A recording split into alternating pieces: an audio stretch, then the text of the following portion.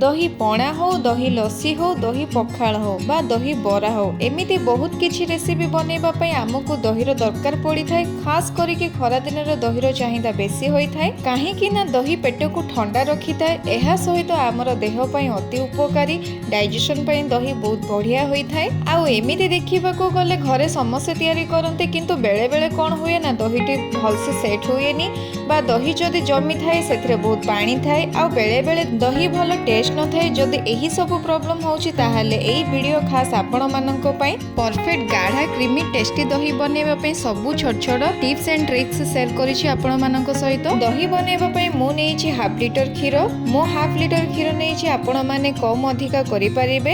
एबे क्षीर को high flame रे भलो भाबरे फुटेइबा। क्षीर को आमे 5 रु 6 मिनिट जाय मीडियम टू हाई फ्लेम रे रखि के फुटेइबा, जहा द्वारा क्षीर रो जहा किछि पानी अंश थिबो से सब सुखी जिवो। क्षीर को आपण माने 100 ml कम हेला पर्यंत भलो भाबरे फुटेइबे। बेले बेले आपणकर दही पानी पानी हे जाय थाए, दही अलगा पानी अलगा, से प्रॉब्लम आउ एठी हबनी।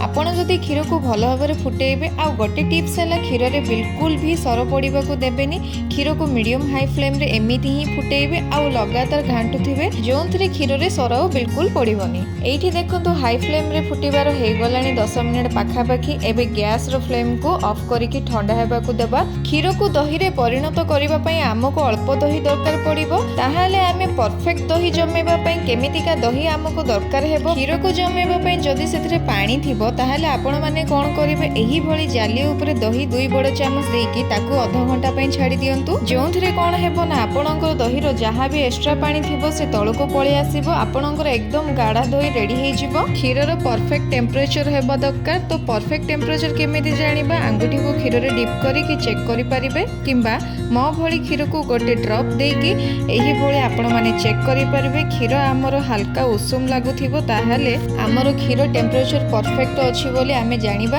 एबे आमे दही सेट करिबा। दही को सेट करिबा पई आपण माने जे कोनोसी पात्र व्यवहार करि परिबे। उषुम क्षीर रे दही को ऐड करि दबा। दही को ऐड कर साला परे क्षीर आ दही को भलो भाबरे मिक्स करि दबा। भलो भाबरे गळे साला परे संगे संगे दही को सेट करिबा पई रखि नियंतु। तो एठी देखंतु मु सिरामिक पात्र नेइछि, सेही पात्र रे दही टिके नेइके आंगुठी रे चारियाडे लगेइ दबा। तापरे मु एठी दही क्षीर रो मिक्स को ढाळी देबी। आउ फॉइल पेपर रे कवर करि देबी। जदि फॉइल पेपर नथिबो आपण माने काच रे बा स्टील रो लीड को कवर करि परिबे। हाँ, आउ दही जमेबा पई केते टाइम लागिबो सेटा आपणकर वेदर ऊपर डिपेंड करे। जदि आपण माने खरा दिन रे दही सेट करूथिबे तो क्लाइमेट गरम थिबो ताहाले दही जमेबा पई 7 रु 8 घंटा लागिबो। जदि आपण माने शीत दिन रे दही सेट करूछंदी ताहाले आपणको 12 रु 14 घंटा लागि पारे दही को भलो भाबरे सेट करिबा पई। सब बेले गरम जगह रे रखंतु। दही जमेबार पाखा पाखी हे गलानी 10 रु 12 घंटा। मु एठी आपणको देखौछि, एठी मु राती सारा दही को सेट होबा पई छाड़ीथिली। ता माने सखाळु एठी देखौछि, देखंतु हमर दही केते परफेक्ट भाबरे एठी सेट हेइछि, बढ़िया भाबरे जमिछि। आ देखंतु एई पात्र को एमिति उल्टेई कि देखौछि, बिल्कुल भी दही तळको आसीबनी। एते सुंदर सेट हेइछि दही, बिल्कुल भी एक्स्ट्रा पानी नहीं। दही पूरा आइसक्रीम भली सेट हे जाइछि।